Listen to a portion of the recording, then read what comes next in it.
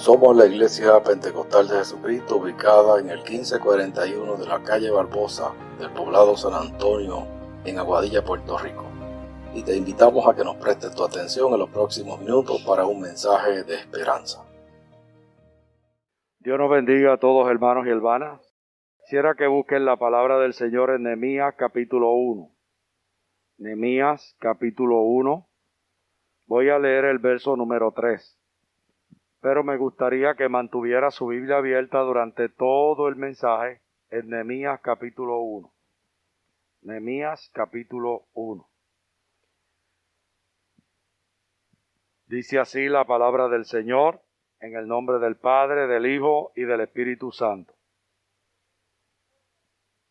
Y me dijeron, el remanente de los que quedaron de la cautividad allí en la provincia están en gran mal y afrenta, y el muro de Jerusalén derribado y las puertas quemadas a fuego. Vuelvo a repetir.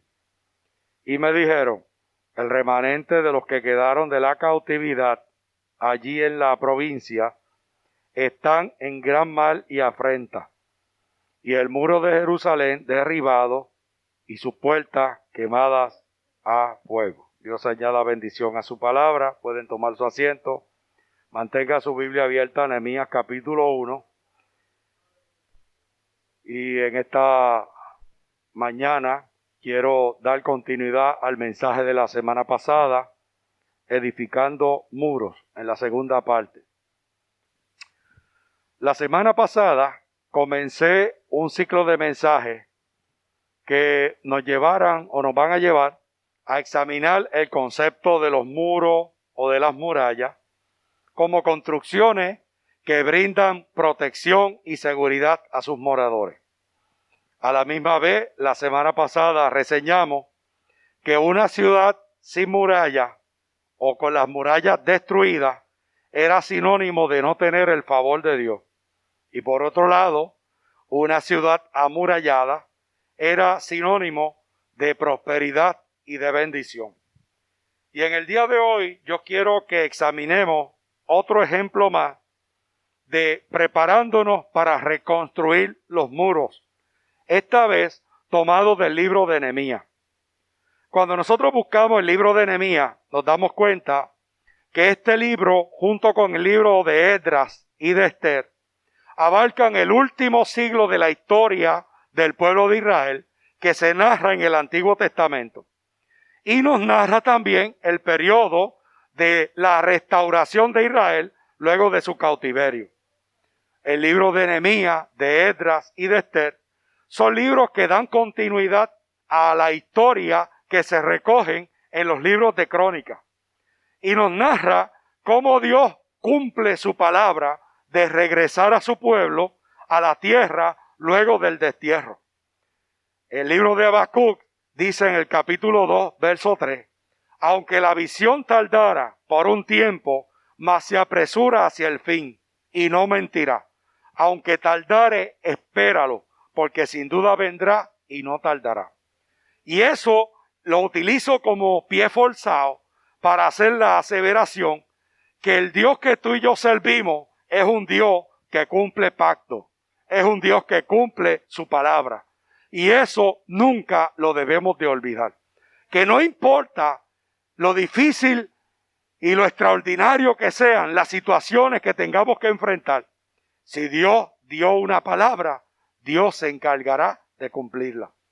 Y en el libro de Nehemías se nos narra cómo Dios levanta grandes hombres. Y en el día de hoy pudiéramos utilizar también la palabra mujeres para llevar a cabo su obra por encima de la oposición que se levante.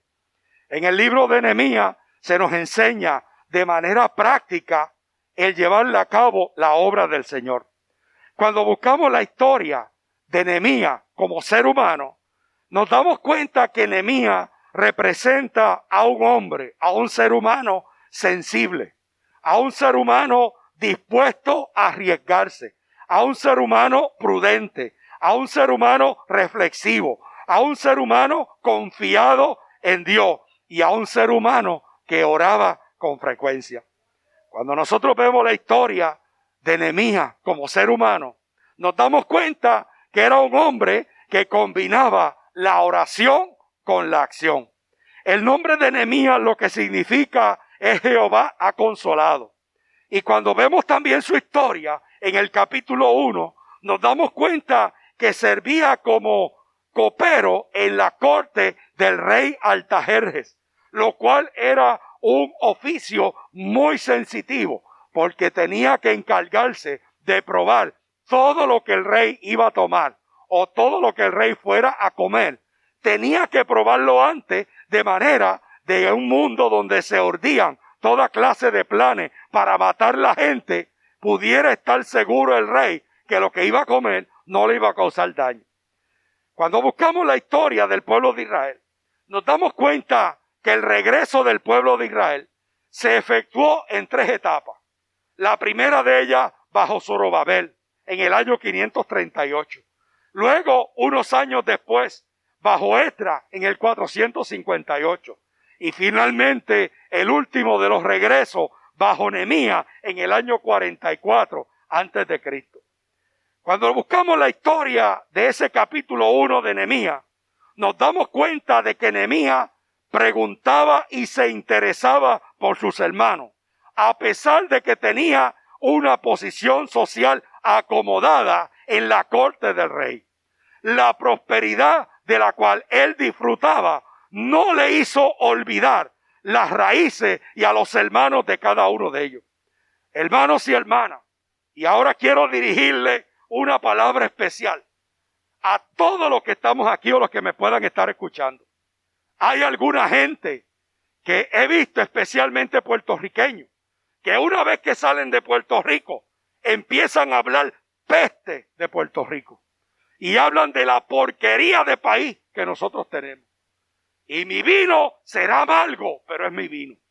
Y una de las cosas que tenemos que aprender es a ser agradecidos por el lugar donde Dios nos ha dejado vivir. Hostos decía, amamos la patria porque es punto de partida. Este es el lugar, esta es la plataforma que Dios nos ha dado para que nosotros salgamos al mundo.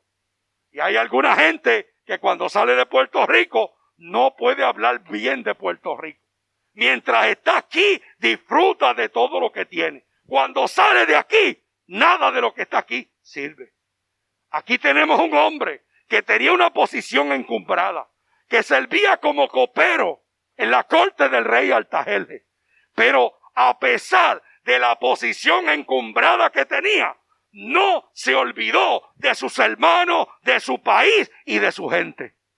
Hermanos y hermanas, y especialmente los más jóvenes aquí, que probablemente algunos de ustedes tendrán que salir de este país para hacer su vida profesional. No importa donde el Señor te lleve, no importa donde el Señor te deje, las posiciones que Dios te deje ocupar. Acuérdate de dónde has salido. Acuérdate quiénes son tus ancestros. Acuérdate los lugares donde tú has vivido. Acuérdate la gente que te vio crecer. Probablemente sean personas que no puedan conjugar bien los verbos. Probablemente mucha de esa gente no sepa lo que es control alternate o F10. Pero esa es la gente que te vio crecer. En sus entornos fue que te desarrollaste. Así que es importante que no olvidemos el lugar del cual nosotros hemos salido. Menos aún que olvidemos nuestra familia. Da vergüenza en este país que se haya tenido que legislar para imponer responsabilidad a los hijos y a los nietos por los abuelos.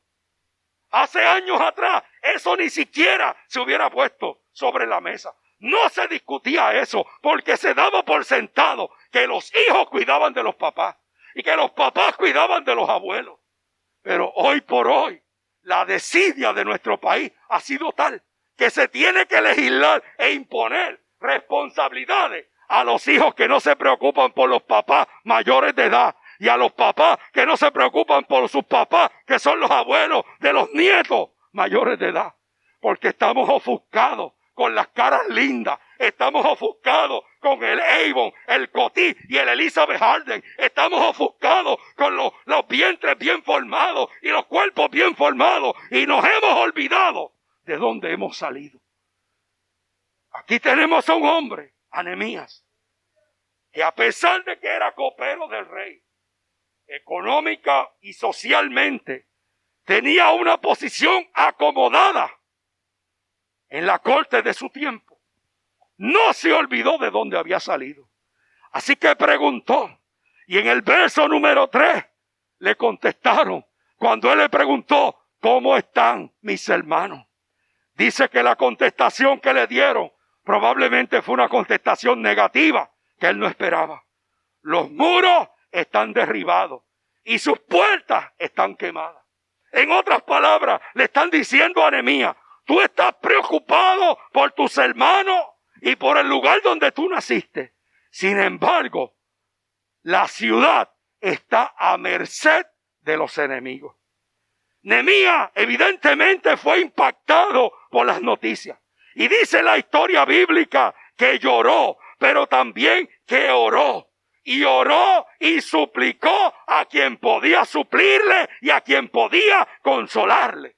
Hermanos y hermanas, qué bueno es saber que en los momentos más oscuros de nuestra vida podemos expresar como el salmista en el Salmo 121, alzaré mis ojos a los montes, ¿de dónde vendrá mi socorro? Mi socorro viene de Jehová, el que hizo los cielos y la tierra. Cuando le dijeron a Nehemías que el pueblo estaba en una situación negativa, lloró e imploró. Cuando hablan de llorar, estamos hablando de expresar sentimientos y emociones. Hermano, a veces me llama la atención. A veces alguna gente que se la quiere echar de súper espiritual. Y especialmente cuando fallece alguna persona, van a darnos el pésame y a decirnos, no llores, Gilberto, no te preocupes, que él está con el Señor. Claro, no llores porque el que está en la caja no es el papá tuyo. No llores porque no es la familia tuya. No, nosotros lloramos. Pero como dice Pablo, no lloramos como los que no tienen esperanza. Sabemos dónde está nuestro familiar. Sabemos lo que ha pasado. Sabemos que nos encontraremos en el día postrero con él. Pero tenemos que expresar nuestros sentimientos. No somos máquinas. Si fuéramos una máquina, como las de sacar refresco, le echábamos los chavos, hundíamos un botón y por el otro lado salía el refresco. Pero somos seres humanos que sentimos y padecemos. Nehemías no escondió sus sentimientos. ¿Se acuerdan ustedes, los varones especialmente, cuando nos decían, no llores, que los hombres no lloran? Y tú y yo hacíamos puchero. Y cuando hacíamos puchero, los papás de nosotros, algunos de nuestros papás, de nuestros tíos, de nuestros abuelos, mira, te voy a dar una bofeta. Los hombres no lloran. Pues hoy tú y yo sabemos que los hombres sí lloramos. Bueno, yo le añado, los hombres lloramos y lloramos feo. Porque lo peor del mundo es ver un hombre llorando. Porque como no lloramos a menudo, eso lo que hacemos es una chajalera. Las damas no, las damas lloran con estilo.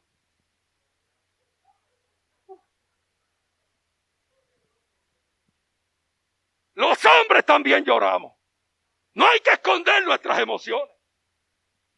Nehemías, cuando recibió esa noticia, dice que lloró. Pero no solamente lloró, sino que oró a quien podía suplirle. Tú y yo tenemos a alguien que también nos escucha, que también nos puede suplir. Que cuando tenemos necesidad podemos ir confiadamente y encontrar auxilio y socorro para nuestras vidas. Dice la historia bíblica que Nehemías oró por 4 meses. Y yo quiero que por favor vayas allí en Nehemías 1. Y quiero que veamos los textos del 5 en adelante de manera textual y lativa. En el verso 5 dice la historia bíblica.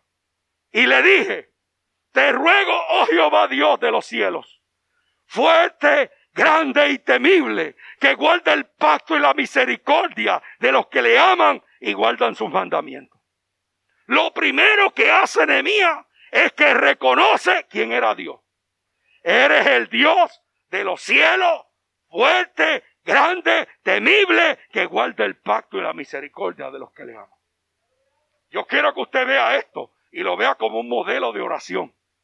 Porque hay montones de gente que se arrodillan a orar y lo que parecen es una metralleta de pedido. Señor, dame esto, dame aquello, dame del otro. Y no tienen tiempo para exaltar y para bendecir el nombre del Señor, para reconocer que Jehová es Dios y está por encima de nosotros y es el poderoso y es el fuerte en batalla. Nehemías lo primero que hace es que reconoce quién era Dios. Luego en el verso 6 se humilla. Dice ese verso: esté ahora atento tu oído y abierto tus ojos para oír la oración de tu siervo, que hago ahora delante de ti, día y noche, por los hijos de Israel tu siervo. Y confieso los pecados de los hijos de Israel que hemos cometido contra ti. Sí, yo y la casa de mi padre hemos pecado. Ahí tenemos un plural inclusivo. Yo, hemos. Nehemías no se sale del grupo. Nehemías se incluye en el grupo que le ha faltado a Dios. Oye, y si algo tenemos en la iglesia en el día de hoy, es gente que se cree más espiritual que los demás. Que piensa que por los años que tiene sirviendo al Señor pueden colocarse ajenos a los demás. Y allá están los pobres infelices y yo no soy como eso. Y nos convertimos en fariseos. Señor, sé propicio a mí, dice el pecador. El fariseo es: Señor, yo no soy como eso. Yo estoy por encima. Si algo es detestable dentro de la obra del Señor, es el orgullo, la arrogancia, la vanagloria, la gente que se piensa que son superiores a los demás. Aquí tenemos a Nehemías diciendo: Señor, hemos pecado delante de ti. Sí, yo y la casa de mi padre te hemos fallado. Entonces no nos podemos colocar aparte. Tenemos que incluirnos nosotros. Tenemos que confesar delante del Señor. Y tenemos que pedirle al Señor misericordia. Nehemías se humilló. Lo tercero que hizo, versos 8 y 9, le acuerda a Dios las promesas que hizo. Acuérdate ahora de la palabra que diste a Moisés tu siervo, diciendo: si vosotros pecareis, yo os dispersaré por los pueblos.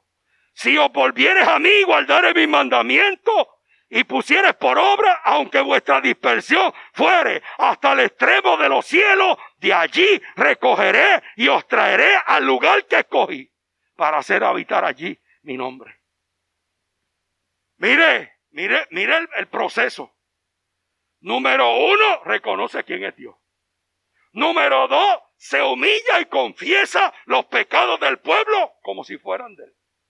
Número 3, les recuerda las promesas hechas al Señor. Hermano, él así dice el Señor. Por eso la palabra no es solamente para cargarla para arriba y para abajo. Esta palabra tiene que estar metida en nuestra cabeza. Si algo ha ayudado a mi familia a salir de los entuertos que hemos tenido que enfrentar en nuestra vida cotidiana, ha sido el que hemos vuelto a la palabra, el asidir del Señor. Hemos redescubierto lo que dice la palabra del Señor. Alguien alrededor de nosotros nos ha dicho: pastor, recuerde lo que dice Isaías: cuando pases por las aguas, yo estaré contigo. Y si por los ríos, no te anegará. Cuando pases por el fuego, no te quemará, ni la llama arderá en ti. ¡Aleluya! ¿Se acuerdan ustedes de ese antiguo y vetusto cántico que cantaban nuestros antepasados? Las promesas del Señor mías son. En la Biblia yo lo leo y yo sé que es la verdad. Las promesas del Señor mías son. ¿Sabe qué? Esas promesas todavía están ahí. puedes acercarte al trono del Señor en confianza. Porque el Dios que tú y yo servimos es el Dios del sí y es el Dios del amén. Es el Dios que cumple. ¡Aleluya! Las promesas del Señor son nuestras. Anda rebesenda rabasaya. ¡Aleluya! Acuérdate de la palabra. Cuando oremos, acuérdate de lo que dice la palabra, Señor. Pero esta palabra tiene que estar metida en nuestra cabeza. Es como las computadoras. Tú sacas del disco duro lo que previamente le metiste. Si no hay nada en el disco duro, no hay nada que sacar. Esta palabra no es solamente cargarla. Es que tenemos que meternos a esta palabra. Es que tiene que ser parte de nosotros. Es que tenemos que citarla. Es que la Biblia dice en el libro de Deuteronomio, estas palabras que yo te doy hoy estarán sobre tu corazón. Y hablarás a tus hijos, y cuando se levanten, y cuando vayan por el camino, y estarán escritos como en los dinteles de la puerta y en los postes de tu casa. ¡Aleluya! La palabra del Señor es la que nos da fuerza para seguir hacia adelante. Nehemías sabía eso y le dice, acuérdate, está hablando del último siglo de historia del Antiguo Testamento del pueblo de Israel. Y él se remonta al libro de Éxodo. Acuérdate lo que le dijiste a Moisés. Acuérdate. Hermano, cuando nos pasen situaciones, cuando encontremos que los muros están derribados, cítale al Señor la palabra. Señor, acuérdate. Anda rebesenda rabasaya. Hay gente aquí que me está escuchando en esta mañana, que me está escuchando, que tiene que recordarle al Señor, acuérdate, Señor. Acuérdate. Aleluya. ¿Y sabe qué? El Dios que tú le estás diciendo acuérdate se va a acordar. Acuérdate, Señor. Acuérdate de la palabra que le diste a Moisés tu siervo. Le dijiste que nos ibas a dispersar. Pero acuérdate que tú también nos dijiste que si nos arrepentíamos y volvíamos el rostro a ti, tú también nos ibas a volver a traer. Tú también nos ibas a volver a regresar. Tú y volverías a ponernos en el lugar donde tú has dicho que va a estar tu nombre. ¡Aleluya! Entonces no importa las situaciones que tengamos que enfrentar. Tenemos un Dios que se acuerda de sus promesas. ¡Aleluya! Verso número 10. Afirma lo que ellos eran. Ellos pues, acuérdate lo que tú le dijiste a Moisés. Y ellos son tus siervos y tu pueblo, lo cual redimiste con tu gran poder y con tu mano poderosa. Aleluya. Acuérdate, Señor. Verso 11. Te ruego, oh Jehová, que esté atento ahora a tu oído a la oración de tu siervo y a la oración de tus siervos, quienes desean reverenciar tu nombre. Has reconocido a Dios como el Todopoderoso. Se ha humillado. Les recordó las promesas hechas por Dios. Afirmó lo que ellos eran. Y ahora le empieza a expresar cuál es el propósito de la oración. Verso 11, la segunda parte. Concede ahora buen éxito a tu siervo y dale gracia delante de aquel varón, porque yo servía de copero del rey. Entonces, aquí tenemos a Nehemías, que lo último que hace es pedirle, Señor, ponme en gracia con quien yo tengo que hablar. Por eso es que Nehemías se piensa y se utiliza tanto para hablar de liderazgo. Porque Nehemías conjuga teoría con práctica. Conjuga oración con acción. Hay montones de gente que se pasan orando cuando tienen que estar caminando. Y hay algunos que se ponen a caminar sin haber orado. Y una cosa no funciona sin la otra. Tiene que haber oración y tiene que haber movimiento. Tiene que haber oración y tiene que haber acción. No podemos quedarnos tranquilos, cruzados de brazos. Hay momentos donde hay que moverse. Y hay momentos donde hay que esperar. Para eso tenemos que tener el discernimiento para saber cuándo hablar y cuándo callarnos. Cuándo movernos y cuándo esperar. Pero hay mucha gente que ha perdido muchas oportunidades porque están sentados esperando que la gente les resuelva. Mire, en Puerto Rico, eso es horroroso. En Puerto Rico tenemos gente que ya van por la tercera o cuarta generación que son dependientes de las ayudas gubernamentales. ¿Y sabe cuál es la filosofía? Ay, no te preocupes, cásate a los 16, a los 20, no importa, y ten muchachos que te van a dar cupones. Esa es la mentalidad. Y no te preocupes que te dan el plan 8, y no te preocupes que te den aquello, y ya van por la tercera o cuarta generación, donde no trabajan, no producen, lo único que están pendientes es al día que llegan las transferencias. Y esa mentalidad de mantengo la traemos a la iglesia. Señor, aquí estoy yo. Ahora tengo de 11 a 12 y cuarto para que me bendiga. Si no me bendice, I'm sorry for you. Lo siento por ti, Señor. Pero no tengo más tiempo. Y estamos cruzados de brazos esperando de que Dios nos resuelva los asuntos. No, hay momentos de orar y hay momentos de movernos y de accionar. Hay que pedirle al Señor que nos dé el discernimiento cuándo es una cosa y cuándo es otra. De manera que no nos movamos sin haber orado, pero de manera que no nos quedamos orando cuando tenemos que estarnos moviendo. Dios puso en gracia a Nehemías. La historia de Nehemías, eso es otro cantar. Hay gente aquí que escuchó la serie de mensajes sobre Nehemías. Que yo prediqué hace unos años atrás. Fueron como 26 o 27 mensajes sobre el libro de Nehemías. Así que yo no voy a entrar en eso. Quiero detenerme aquí hasta este momento. Porque quiero poner eso en el contexto de edificar los muros espirituales. Cuando vemos esta porción bíblica, nos damos cuenta que hay tiempo.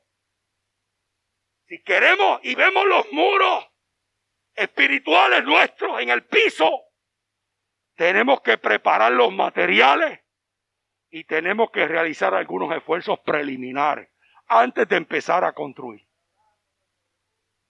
Hay que preparar los materiales y hay que hacer esfuerzos preliminares. O sea que hay que hacer unas cosas antes de empezar a construir.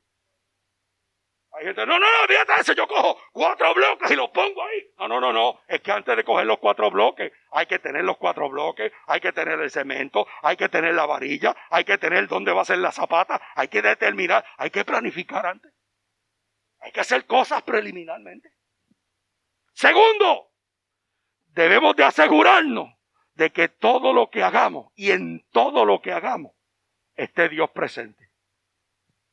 Una de las enseñanzas de la escuela bíblica de vacaciones, y ahora de esta semana, de los niños, era pon a Dios primero.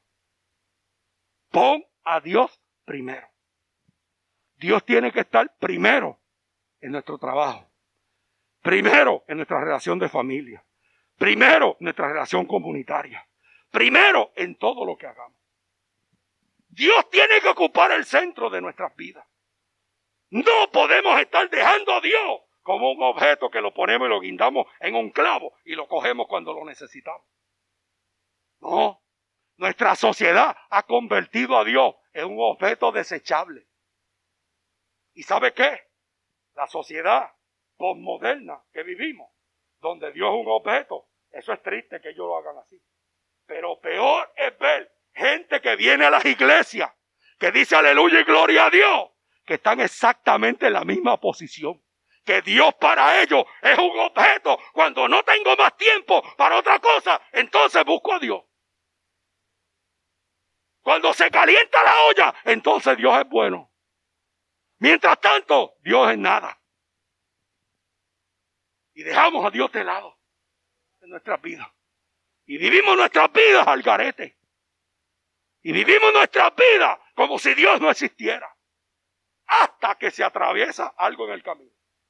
Cuando se atraviesa algo en el camino, entonces pedimos la oración de Raimundo y todo el mundo. Y pedimos aquí, vamos allá. Y olvídate de eso. Y la iglesia la abrimos a las 9 los domingos. Y entonces a las 7 estamos aquí dando vueltas. Mira para allá, que no han abierto la iglesia. Y esto y lo otro. No, si es a las 9, no te preocupes. Pero como nosotros tenemos necesidad, queremos que la abran antes. Después que se suple la necesidad y Dios nos contesta y lo que sea, entonces olvídate de eso. Voy cuando quiero. Debemos asegurarnos que en todo lo que hagamos esté Dios presente. Ponga a Dios primero en todo lo que haga. Que Él sea nuestro maestro de obra. Que Él sea nuestra piedra angular. Que esté en nuestra zapata, en nuestro cimiento espiritual. Tercero, esta porción bíblica nos habla que para edificar nuestra vida espiritual tenemos que prepararnos y estar inquietos por mejorar nuestra vida cristiana. Hermano, esta semana que viene, yo cumplo 10 años en esta iglesia. El 16 de julio del 2010, yo llegué aquí. Me recibieron 26 hermanos en ese día. A lo mejor conseguimos algunas fotos para que nos vean más flacos y con pelo blanco y abundante. Y eso. En 10 años es tiempo suficiente para yo darme cuenta. Yo puedo opinar sobre muchas cosas ya. Y mucha de la gente que tú las veías, bueno, algunos de ellos están en la presencia del Señor ya. Y eso. Pero otro, que eso, olvídate de eso, eso botado en fuego está por las orejas. 10 años después, están dormitando. Han perdido el ungüento. Han perdido la fragancia. Se han olvidado y han dejado a Dios de lado. Nosotros tenemos que tener una insatisfacción santa continuamente. No podemos cruzarnos de brazos y pensar, porque tenemos 40 años sirviendo al Señor, ya no hay nada más. Una de las cosas que me encanta de alguna gente aquí, mencioné en el culto anterior a Ivonne. Ivonne es abogada. Pero cada vez que me encuentro con ella me dice, estoy estudiando una maestría en esto. Estoy haciendo cosas que no tienen nada que ver con leyes. Y tú la ves continuamente buscando y preparándose y esto. Porque hay deseo de aprender. Y hay gente que viene y dice, ay bendito pastor, si ya yo tengo 70 años, ya olvídate de eso, ya yo no aprendo nada. Falso. Tú no quieres aprender. ¿Sabe qué he aprendido? Estoy haciendo estudios de neurociencia. Una de las cosas que yo sabía, pero que ahora tengo datos para hablar, es que el cerebro que nosotros tenemos tiene plasticidad. ¿Sabe lo que significa eso? Que podemos seguir aprendiendo hasta que nos muramos. Que eso de que, ay, ya yo tengo 70 y ya no aprendo nada, embuste. Si no quieres aprender, no aprendes. Pero los que quieren aprender, aprenden, no importa la edad. El que más ha utilizado el cerebro en un momento dado ha sido Einstein, Albert Einstein. ¿Sabe cuánto llegó a usar? Un 10%. O sea, que ese chiste que dicen por ahí, que hay gente que cuando se mueran van a tener el cerebro intacto, nuevecito, y se lo pueden poner a otro. Casi es cierto. Porque hay gente que no utilizan sino una fracción de su cerebro en toda su vida. Pero el que quiera aprender, aprende. ¿Ok? Y nosotros como cristianos, el Señor nos llama a que continuamente aspiremos a estar a la estatura de aquel hombre especial llamado Cristo. Tenemos que crecer, tenemos que tener insatisfacción santa, hermano. No te puedes sentir contento con lo que tienes. Ay, cuánto, mire, poniendo nosotros que somos del mundo pentecostal, donde eso de la glosolalia es algo importante y eso. La pregunta es, ¿cuándo fue la última vez que tú hablaste en lengua? ¿Cuándo fue la última vez que tú sentiste la presencia del Señor en tu vida? Algunos de ustedes me pueden decir, ahorita, pero hay otros que van por 1972 hacia atrás y todavía no encuentran el último día. ¿Por qué? Porque es que nos conformamos. Ay, no, y mire, y hablar lengua nos salva, ¿sabes? Pero es sinónimo de presencia de Dios en tu vida. Ese momento donde el Espíritu Santo de Dios viene a tu vida, que a veces no lo podemos explicar. Que yo le preguntaba de joven a alguna gente en la iglesia, que yo lo veía en esa bendición, y yo le decía, ve acá, explícame, Aníbal, había un muchacho Aníbal, explícame, ¿cómo es eso? ¿Qué tú sientes? ¿Sabe lo que él me contestaba? Yo no te lo puedo explicar. Experiméntalo tú y vas a ver.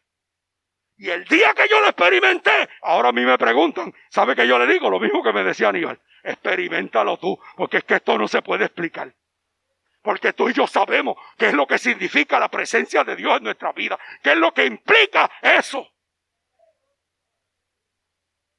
Y ahora sabemos que la gente que tiene momentos especiales de meditación y que tiene esa influencia del Espíritu Santo en la vida y todas esas cosas, hasta las tomografías que se hacen del cerebro son diferentes.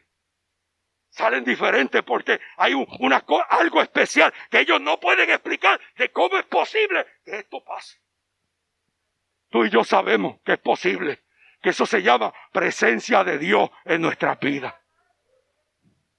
Y no importa los años que tú tengas sirviendo al Señor, nunca puedes olvidar y nunca puedes dejar de lado esa presencia de Dios en la vida tuya. Tenemos que tener insatisfacción santa. No podemos cruzarnos de brazos ante situaciones difíciles a nuestro alrededor. El cielo es el límite. En estos días, los muchachos que vinieron a limpiar el piso y eso, fueron los mismos que nos hicieron ese trabajo hace como 7 o 8 años atrás, no sé. Y cuando vinieron aquí con Orlando José y él le estaba explicando eso, el muchacho le dice, pero, aquí, ¿dónde están? Ahí habían unas columnas. ¿Dónde están? Míralas acá atrás. Pero, eso como que era más alto. Sí, lo bajamos. Pero, es que en 7 o 8 años ha habido cambios. Usted se puede imaginar, yo que voy a cumplir 10 años ahora, llegué 10 años atrás, no vamos a pintar, no vamos aquí, vamos a mantener lo que hay, olvídate de eso. Y que la pintura se acartuje todo y eso, pues se acartujó. No, ha habido cambios, claro que sí, porque queremos cada día estar mejor preparados para servir. Eso mismo nos tiene que pasar a nosotros en esta vida espiritual. No podemos contentarnos con lo que tenemos. Hay que seguir creciendo. Y sobre todo, teniendo a Dios en nuestra historia. Que Él sea nuestro acompañante. Hay que desear, como niños recién nacidos, la leche espiritual que nos provee la palabra del Señor. Nos pasan situaciones difíciles. No podemos cruzarnos de brazos. A lo mejor lloramos. A lo mejor nos molestamos. Pero lo próximo que hacemos es orar. Y presentarle al Señor. Mira, Señor, tengo esta situación.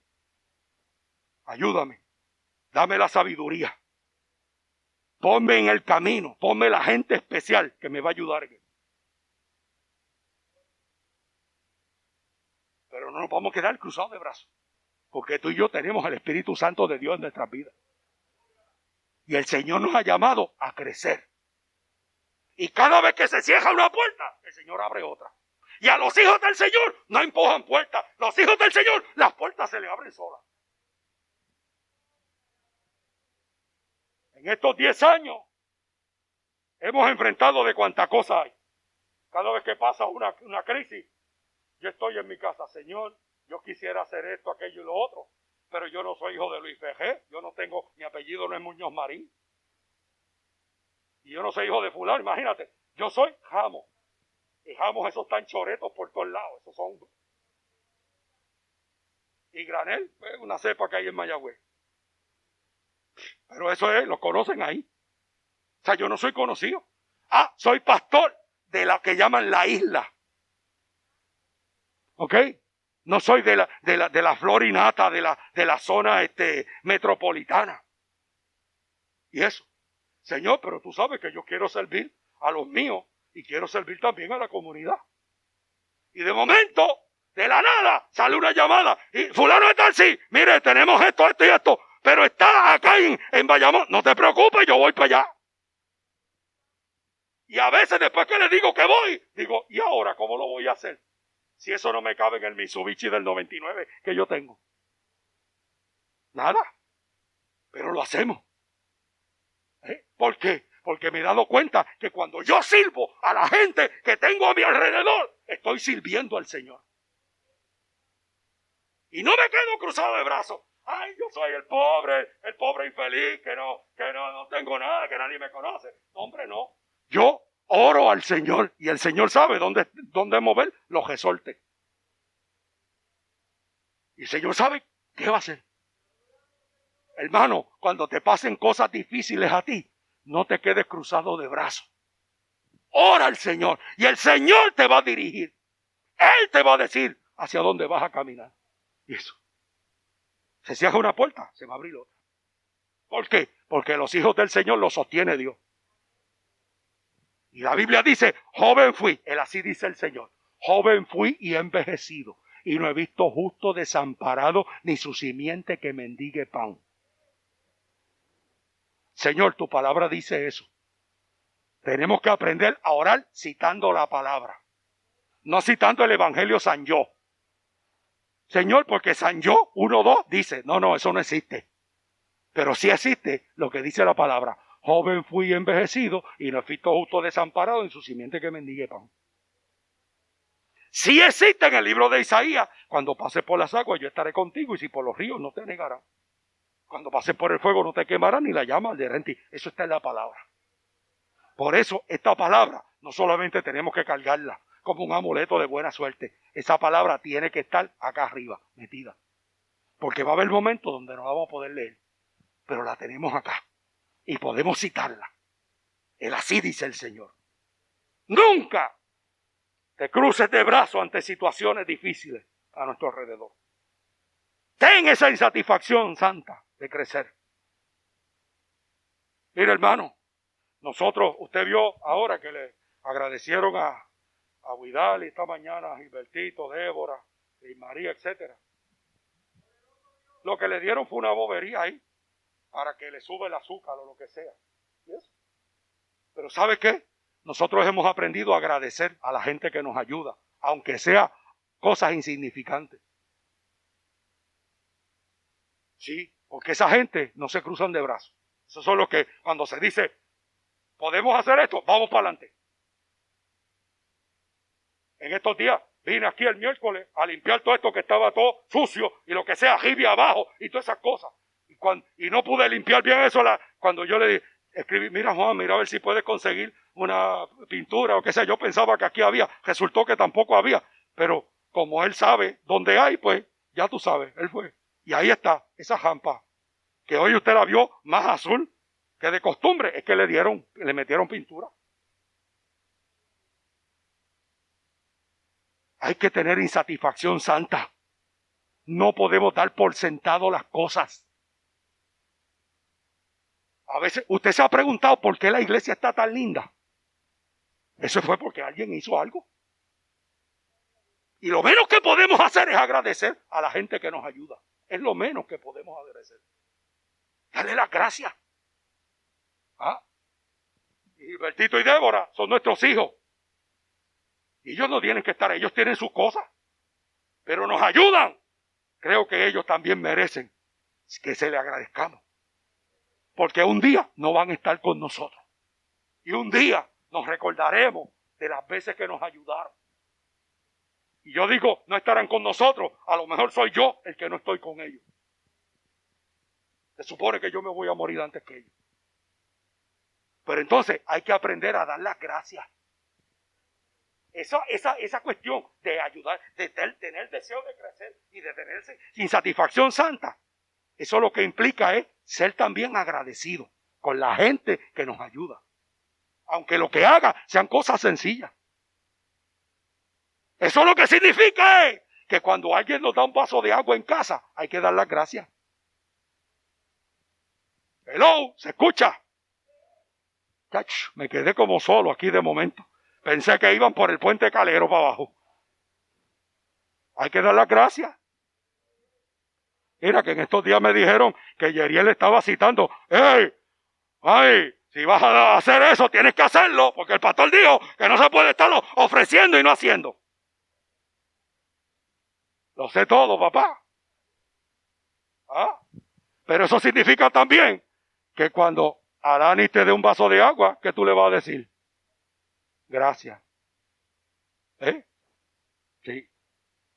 Hay que aprender a dar las gracias. Esposo, eso también implica que nosotros los esposos tenemos que aprender a dar gracias.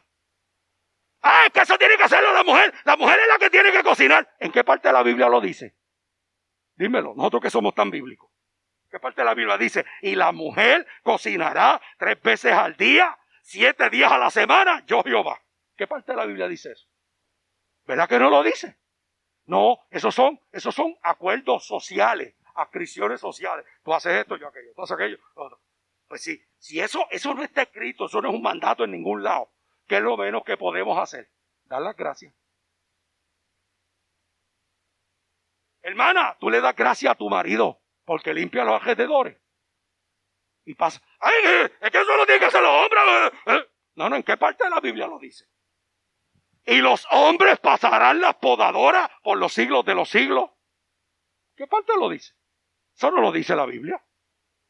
Pues ¿qué es lo menos que podemos hacer cuando llegamos y vemos en los alrededores recogidos? Dar las gracias. Es lo menos. Seamos agradecidos. Eso es parte de la insatisfacción santa que tenemos que tener. Deseo cada vez de tener más, de crecer, de las bendiciones del Señor, mías son. Y último, cuando nuestros muros espirituales estén derribados y las puertas quemadas, hay que orar y hay que movernos a la acción. Hay que orar y hay que movernos. No nos podemos quedar de brazos cruzados. Hay que hacer cosas. Si no tenemos, oramos. Y hay uno que sabe dónde están las cosas. Y sabe dónde va a tocar. Hermano, tenemos que aprender a sacrificarnos. Hay que movernos. Tenemos que no solamente orar, hay que movernos. Dios va a proveer, pero tenemos que movernos. ¿Cuántas bendiciones nos han pasado por el lado? ¿Cuántas oportunidades hemos desechado? ¿Cuántos dolores hemos sufrido? ¿Cuántas lágrimas hemos derramado? El desafío en esta mañana es: sacúdete, prepárate para edificar tu vida y los que están a tu alrededor. Mira hacia arriba donde está Dios y no te dejes abrumar por las circunstancias. Edifica para la gloria y para la honra del Señor. Vamos a orar, vamos a dar gracias a Dios.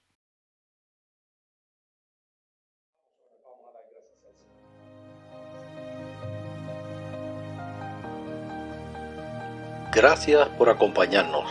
Si quieres comunicarte con nosotros, lo puedes hacer al 787-380-0767 o a través del correo electrónico gramosgranel@gmail.com o buscarnos en las redes sociales. Que Dios te bendiga ricamente.